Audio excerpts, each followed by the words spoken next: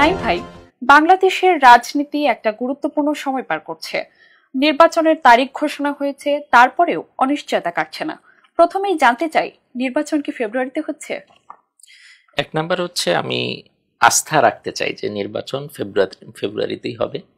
কারণ আমাদের যে মহাতারকা ডক্টর মোহাম্মদ ইউনূস এবং যে ক্রাইসিস মোমেন্টে আমাদের দেশের হাল ধরেছেন, এবং আমরা দেখেছি যে তিনি সবসময় কমিটমেন্টের ব্যাপারে কমিটেড, তিনি রক্ষা করেছেন, চেষ্টা করেছেন।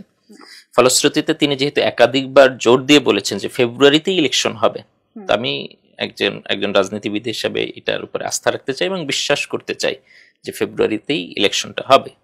তারপরেও কথা হচ্ছে, এই যে কনফিউশনটা তৈরি হয়েছে, যেটার বেসিসে আপনি আসলে কোশ্চেনটা করলেন, এই কনফিউশনটা তৈরি হয়েছে বেসিক্যালি আমাদের প্রধান যে দুই রাজনৈতিক দল এই মুহূর্তে আছে, বিএনপি এবং জামাত, তারা সঠিকভাবে মানে তাদের লাভ লসের হিসাব বাদ দিয়ে জাতির বৃহত্তর স্বার্থ চিন্তা করে এবং দেশকে স্থিতিশীল রাখার যে জায়গা, ওই জায়গাটা চিন্তা করে তারা সুস্থ স্বাভাবিকভাবে ইলেকশনে আসবেন কিনা, ইলেকশনটাকে উঠিয়ে নিতে সহায়তা করবেন কিনা, এই কারণে আসলে এই কনফিউশনটা তৈরি হয়েছে আর কি। তা আমি বিশ্বাস করতে চাই বিএনপি জামাত সহ আরো যে রাজনৈতিক বর্গ যারা আছে, স্টেক হোল্ডার যারা আছেন, তারা সবাই মিলে ফেব্রুয়ারিতে একটা সুষ্ঠু ইলেকশনের ব্যাপারে সহায়তা করবেন সরকারকে, এবং সরকারও একটা লেভেল প্লেইং ফিল্ড সেখানে নিশ্চিত করবেন, যার মধ্য দিয়ে আমরা বলা যায় যে বাংলাদেশে একেবারে নজিরবিহীন একটা নজির উপস্থাপনা হোক, যে একেবারে সুষ্ঠু কোনো প্রশ্ন থাকবে না এরকম একটা ইলেকশন বাংলাদেশে হোক।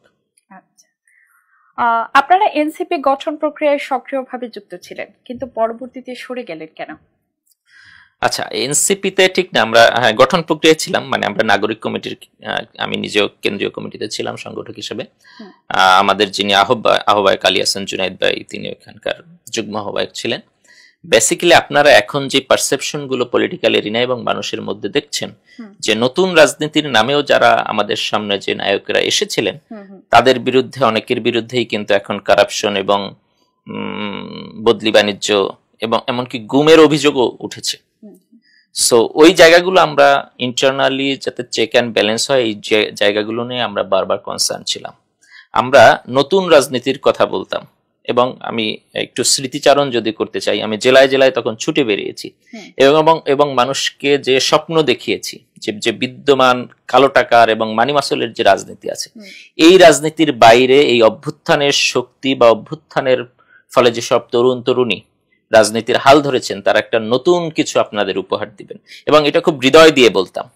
এবং একটা পর্যায়ে দেখলাম যে সেই যে নতুন রাজনীতি, সেই নতুন রাজনীতির জন্য যেই ধরনের নিজেদের মধ্যে অনুশীলন দরকার, সেইটা নিজেদের মধ্যেই হচ্ছে না, নিজেদের সেন্ট্রাল কমিটির মধ্যেই হচ্ছে না। আমরা বারবার, যেমন আমরা একটা ফিনান্সিয়াল পলিসি কি হবে এবং সেইখানকার আয় ব্যয়ের একটা মিনিমাম লেভেলের একটা হিসাব আমরা যাতে অন্তত আমাদের কেন্দ্রীয় কমিটির কাছে থাকে, এই ব্যাপারে আমরা বারবার কথা বলেছি।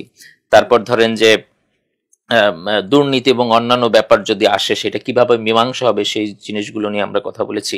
এখানে পার্টি পরিচালনার জন্য একটা সুলিখিত একটা গঠনতন্ত্র বা নীতিমালা লাগবে, যেটার বেসিসে পার্টি চলবে, ব্যবস্থা নেওয়া হবে। তো ওই জিনিসগুলো বারবার আসলে মৌখিকভাবে কিংবা অনেক সময় রেজুলেশন আকারেও পাস হয়েছে, যে একটা গঠনতন্ত্র হবে, একটা ফাইন্যান্সিয়াল পলিসি এবং একটা আয় ব্যয়ের হিসাবটা ওপেন করা হবে, কিন্তু দেখা গেছে একটা পর্যায়ে যে ওইটা কাইন্ডস অফ ধামাচাপা দেওয়ার মতো বা স্কিপ করার মতো ঘটনা ঘটেছে।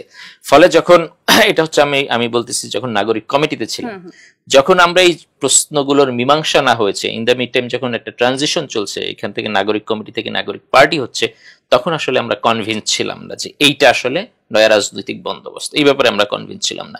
এবং যেই সংশয়গুলো আমাদের ছিল, এইটারই একটা প্রতিফলন পরবর্তীতে আপনারা দেখতে পেয়েছেন, যে আমাদের বিভিন্ন বিতর্কের মধ্যে কিন্তু এই সংগঠনটির নেতাকর্মীরা জড়িয়েছে। যুগ্ম আহ্বায়ক পর্যায়ে কিন্তু দেখবেন যে নৈতিক স্খলনের অভিযোগ উঠেছে, বদলি বাণিজ্যের সাথে যুক্ত থাকার অভিযোগে একজনকে বহিষ্কার বা অব্যাহতি পর্যন্ত দেওয়া হয়েছে। ফলে নতুন রাজনীতির নামে এই জিনিসগুলো তো আমরা নিশ্চয়ই দেখতে চাইনি। সো যেই জিনিসগুলো পাবলিক এখন যে জিনিসগুলো নিয়ে হতাশ হচ্ছেন, তখন যেহেতু আমরা ক্লোজ ছিলাম, সেন্ট্রাল কমিটিতে ছিলাম, আমরা ক্লোজলি ওটা দেখার সুযোগ পেয়েছি, এবং আমাদের আশঙ্কা ছিল সেই জায়গা থেকে আমরা আসলে যাওয়া থেকে বিরত ছিলাম।